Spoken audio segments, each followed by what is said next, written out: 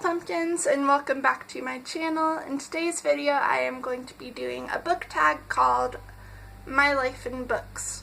And I found this book tag on Emily the Book Nerd's blog on Blogspot.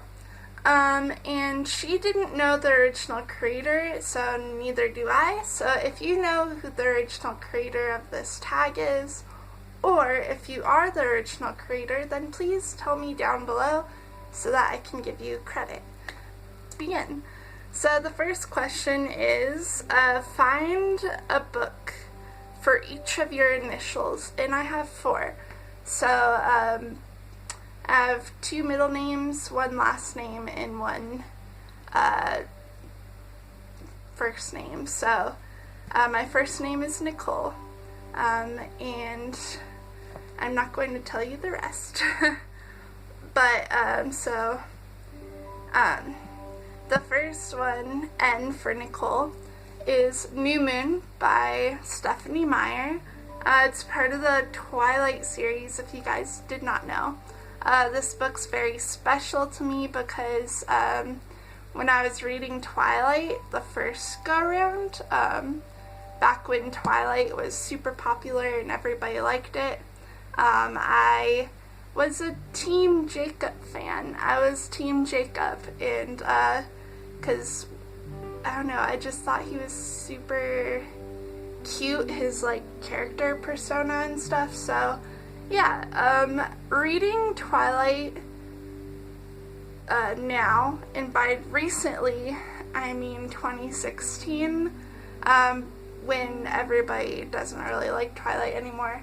I'm kind of a Team Edward fan because I wanted, here's my thing. I'm like, well, Bella can have Edward. I want Jacob. So that's why I'm Team Edward. But anyways, yeah. So this was my favorite, book from the Twilight series. And if you didn't know, I still like Twilight. Sue me. And then for S is one of my middle names is S. And I chose Smoke Gets in Your Eyes by Caitlin Doughty.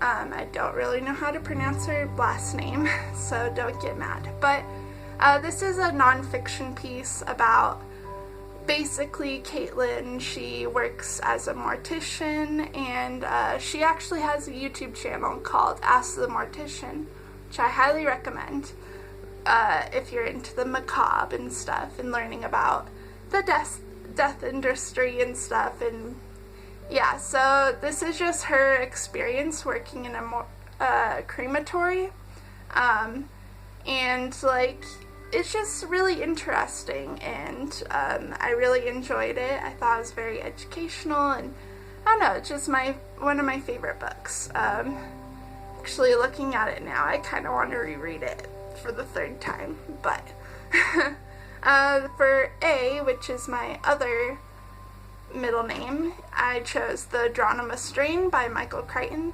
For those of you who do not know, Michael Crichton is my absolute all-time favorite author. And I have read the Dronoma Strain, which I didn't really like at first, but then like thinking it over and stuff, I kind of enjoyed it. It was more medical than science fiction-y.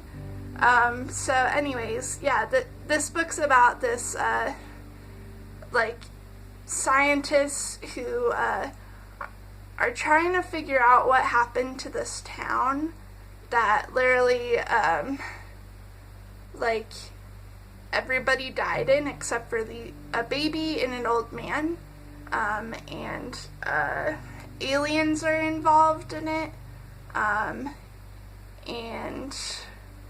yeah, so they're just trying to figure out what happened to the town by studying medically the baby and the old man. And then the last for L, which is my last name. It's gonna be really hard when I get married and I take the last name of my husband future husband if I decide to do so, because I'm like, Nicole, like, and then another last name, so, anyways, so L. And I chose Leaving Paradise by Simone L. Kelly's, and I read this book back when, and I really enjoyed it, and then I read it again, and I still really enjoyed it, recently, like 2015 recent, not so recent, but anyways, so yeah, this is about this, guy who spent a year in juvenile detention, and, this girl who spent her year in, like, hospitals and physical therapy, and, like, basically, he made her, injured because something happened, and then they kind of fall in love. Even, it's like a hate to love relationship, and I think it's pretty cute. Anyways, second question. Sorry that took so long. Count your age along with your bookshelf. What book is it? So I am 20. The 20th book in my bookshelf is Wicca by Harmony Nice, and this book is just a nonfiction piece, very educational, all about the Wiccan religion, and I really enjoyed this book. If you're open-minded and enjoy learning about religions and stuff, and learning from religions and stuff, I highly recommend Wicca by Harmony Nice. And I also really liked the illustrations in this, and I thought it was really cute. Third question. Sorry, I wrote all the questions down in really horrible ink. Pick a book set in your country/city. And I don't think I have any books set in Colorado that I know of. I don't even own The Shining, okay? Don't get mad. I'm not a true Coloradan. But I do have this book called Forgetting Ireland by Bridget Connolly, Connolly, and it's, the reason why I chose it is because kind of historical, I guess, because in this book, I haven't read it, but I know because my family's talked about it, but basically it's all about the immigration to America, and what happened, especially in, like, important places like Graceville, which is in Minnesota. So the reason why this is so special is not only because this is my grandma's copy from 2003, and she sadly passed away in 2000 something.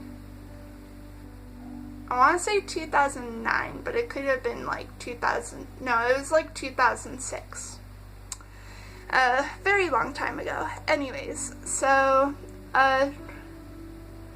basically, like, because the reason why I chose this is because my, like, ancestors were from Ireland, and they immigrated to America because of the, I think, potato famine, and then they actually went to Graceville, Minnesota, and then ended up living there and, like, settling there. So yeah, this is kind of explains, like, that.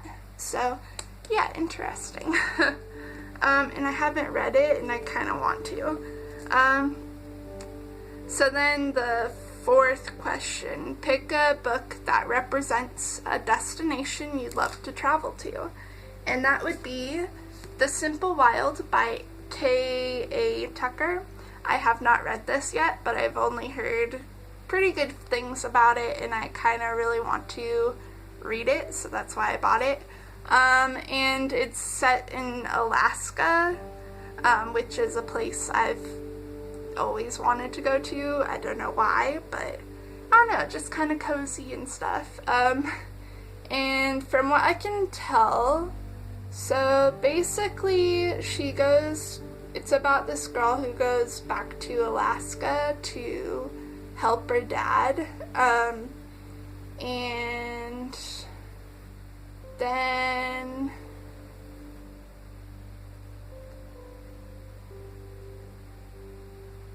I think she falls in love with this Alaskan pilot, and from what I can tell, might be a hate to love relationship, but I'm not sure. Anyways, it sounded interesting and I wanted to read it, so I picked it up. And also, it's in Alaska, so then the fifth question, fifth question, pick a book that has your favorite color on it. And mine is pink, so I chose Red, White, and Royal Blue. I have not read this book either, but I've heard mostly good things about it. There was one YouTuber that thinks it's overhyped, but I don't know if she likes hate to love relationships. I don't know. But, so, yeah, this is basically a romance book between these two guys, and one of them's like the king, or not king, wow, what the heck. One of them's the, from what I can tell, without even reading the back and stuff, one of them is the son of the female president of America, and the other guy, they absolutely despise each other, and the other guy is the Prince of Wales. And so something's happens, they have like beef with each other or something, and they have to look good for the social media, the news, and they act like friends, and then they end up being friends, and then what I can tell, it turns into something more. Again, I have not read this book, but I'm looking forward to it. And then number 6, which book do you have the fondest memories of? And I was gonna say 13 Reasons Why, but by Jay Asher, but I feel like I always talk about that because I just have such good, well, kind of good memories about it. But a new book that I have fond memories of, well, not new, but new to you guys of knowledge, is Fangirl by Rainbow Rowell. It took me 4 years to get the courage to read this, I guess. I don't know why. Like, I saw it at my school's library when I was in middle school, and I kind of wanted to read it, and then it took me like 4 years to actually pick it up because I'm weird, and I'm glad I did pick it up because it's really cute, and I remember reading it and just loving the heck out of it. So yeah, and I think it's great. And then number 7, which book did you have the most difficulty reading? So that would be A Stolen Life by J.C. Dugard, and this is a memoir about this girl who was kidnapped by this older man who was absolutely horrendous. He was